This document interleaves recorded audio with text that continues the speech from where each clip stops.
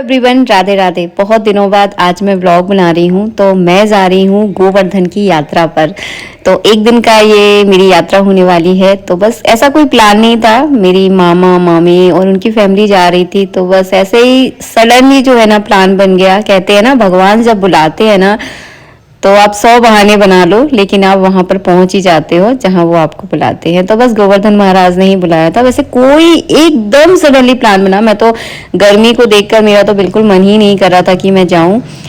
बस ईश्वर ने बुलाया था तो पहुंच गई। और यहाँ का मौसम तो एकदम ही अलग था। हमारे डबरा शहर में तो एकदम तेज वाली धूप निकली थी, लेकिन जैसे जैसे मैं वृंदावन की ओर जा रही थी ना, वैसे वैसे जो है ना घने बदल, बिजली इतनी जोरों से कड़क रही थी कि अब जो है ना मुझे सर्दी भी लगने लगी थी। तो बहुत, और जैसे ही हम लोग बस पैर रखा ही है हमने ट्रेन से बाहर, इतनी तेज वाली बारिश हुई ना कि बस ट्रेन का डिब्बा जो है ना ऐसी जगह रुका था जहां पर पुल था। तो हम फटाफट जल्दी जो है ना पुल के नीचे ढक गए, क्योंकि पूरे भीग जाते हैं। बहुत तेज वाली बारिश थी। और देखिए आप कितनी ज्यादा भीड़ है, क्योंकि पूर्णिमा पर जो है ना गोवर्धन की सभी लोग परिक्रमा करते हैं। तो गोवर्धन में ना पूर्णिमा के आसपास तो बहुत ही ज्यादा भीड़ होती है। तो देखिए हम आ गए थे बांके बिहारी के दर्शन करने के लिए। तो हमने जो है ना यहाँ पे सबसे पहले बांके बिहारी के दर्शन किए। बहुत ज्यादा भीड़ थी, मतलब क्या बताऊं मैं। उसके बाद हम लोग यहाँ से निकल लिए, क्योंकि हमें करनी थी गोवर्धन की परिक्रमा। तो बस चलो आप लोगों को भी दिखाऊंगी थोड़ा बहुत, जितना दिखा सकूं, क्योंकि रात में ना वीडियो बनाओ ना तो वीडियो की क्वालिटी बिल्कुल लो आती है, तो फिर ज्यादा मन नहीं करता बनाने का। बहुत ज्यादा थक गई थी। तो बस यहाँ पे हम सब ने जो है ना गर्मा गर्म चाय पी। और यहाँ की चाय ना बहुत ही बढ़िया थी, मतलब मजा आ गया था। घर जैसी चाय लग रही थी। वैसे मुझे कहीं की चाय ज्यादा पसंद नहीं आती है, लेकिन ये वाले भैया ने ना बहुत अच्छी चाय बनाई थी। और 20 रुपए की चाय थी, लेकिन बहुत अच्छी थी।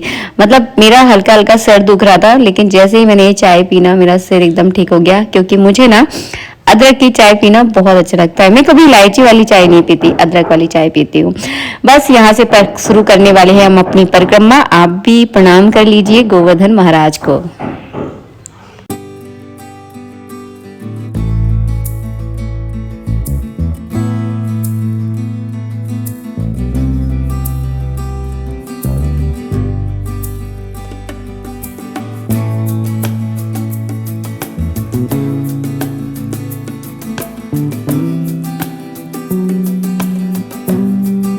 मानसिंह गंगा से जो है ना परिक्रमा स्टार्ट होती है। तो बस यहाँ से सब लोग जो है ना इस तरह से दंडवत प्रणाम करके जो है ना परिक्रमा प्रारंभ करते हैं। जिसकी जैसी श्रद्धा होती है, जिसका जैसा सामर्थ्य होता है, उस हिसाब से जो है ना सभी लोग परिक्रमा करते हैं। कुछ लोग तो दंडवत ही परिक्रमा करते हैं, कुछ लोग पैदल करते हैं। ये पुछेरा के हनुमान जी हैं। परिक्रमा में जो है ना सबसे पहला मंदिर तो मानसिंह गंगा का पड़ता है, उसके बाद जो है ना पुछेरा के हनुमान जी का मंदिर पड़ता है। तो यहाँ पे सभी लोग माथा टेकते हैं। और 3-4 मंदिर पड़ते हैं। कहते हैं कि जितने भी मंदिर पड़ते हैं सब पर जो है ना प्रणाम करना जरूरी होता है। तो बस हमने यहाँ पे प्रणाम किया, एक परिक्रमा की, और फिर से अपनी परिक्रमा जो है ना स्टार्ट कर दी। और आप लोग देखिए भीड़ बहुत ज्यादा थी, मतलब पूर्णिमा पर तो बहुत ज्यादा भीड़ होती है। यहाँ पे परिक्रमा करने के बाद हम पहुंच गए थे जहाँ पर आलू की जलेबी मिलती है। अब नाम मैं नहीं बता पाऊंगी, क्योंकि मैं खुद भूल गई हूँ कि कौन सी जगह है, नाम याद नहीं आ रहा। प्लीज आप मुझे बताना, मैं बिल्कुल भूल चुकी हूँ क्या नाम है यहाँ पर। लेकिन यहाँ पर प्रसिद्ध आलू की जलेबी मिलती है। बहुत सारी यहाँ पे दुकानें हैं, और यहाँ पे पोशाकें भी बहुत अच्छी मिल रही थी। तो एक पोशाक तो मुझे बहुत अच्छी लगी, जो कि 350 रुपए की थी। लेकिन हमारे गोपाल जी को थोड़ी सी बड़ी होती है, उसमें छोटा साइज नहीं था, इसीलिए मैंने नहीं ली। आप अगर लड्डू गोपाल के लिए अगर शॉपिंग करना चाहते हैं ना, गोवर्धन से करना, काफी रीजनेबल रेट में आपको सामान मिल जाएगा। ये देखिए ये वाली पोशाक 350 की थी। इसमें पूरा मोतियों का वर्क था, लेकिन थोड़ी बड़ी साइज की थी, तो हमारे गोपाल जी को नहीं आएगी, इसलिए मैंने इसको नहीं लिया। और ये वाली जगह का नाम मैं एकदम भूल गई हूँ। प्लीज अगर आप गए हो ना तो मुझे कमेंट बॉक्स में कमेंट करके जरूर बताना। यहाँ पर प्रसिद्ध आलू की जलेबी मिलती है। हम लोगों ने यहाँ पे जलेबी भी खाई। और यहाँ पे जो है ना, ये आपको जो नंदी बाबा है ना, यहाँ पर हमेशा आपको दिखेंगे ब्लैक कलर के। ये मैं कम 7-8 साल से आ रही हूँ, तो मुझे यहाँ से हमेशा जो है ना दिखते हैं। अभी तो मैं कुछ समय बहुत दिनों बाद आई हूँ।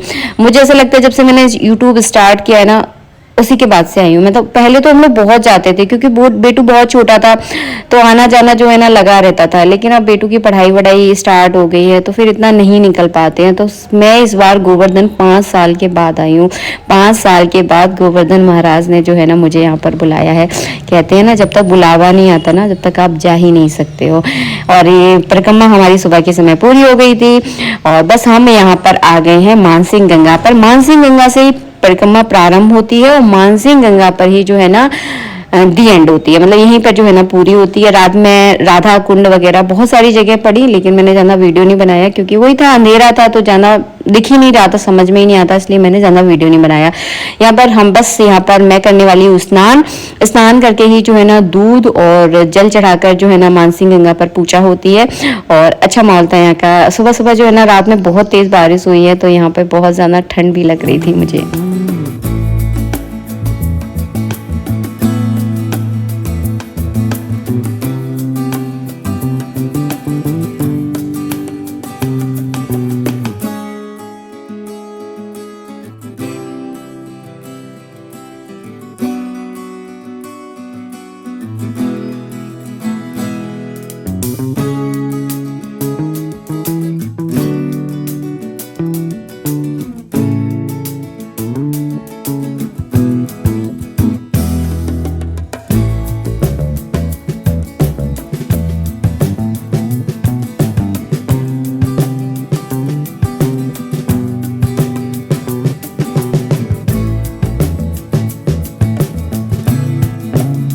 मानसिंह गंगा पर जो है ना इस तरह से नल लगे हुए हैं। इसी नल पर जो है ना मैंने इस तरह से स्नान कर लिया। मैंने कपड़े चेंज नहीं किए क्योंकि मैं कपड़े लेकर ही नहीं आई थी। मैंने कपड़ों की सहित ही जो है ना यहाँ पे स्नान किया है।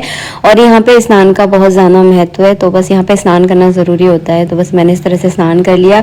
बस हम यहाँ पर जो है ना पूजा करेंगे। पूजा करने के बाद बस हमारी ट्रेन है तो हम अपने घर को चले जाएंगे। तो 5 सालों बाद जो है ना गोवर्धन ने मुझे यहाँ पर बुलाया है। और ये बात एकदम 100% सत्य है। जब तक ईश्वर आपको नहीं बुलाएंगे ना जब तक आप जा नहीं सकते कहीं।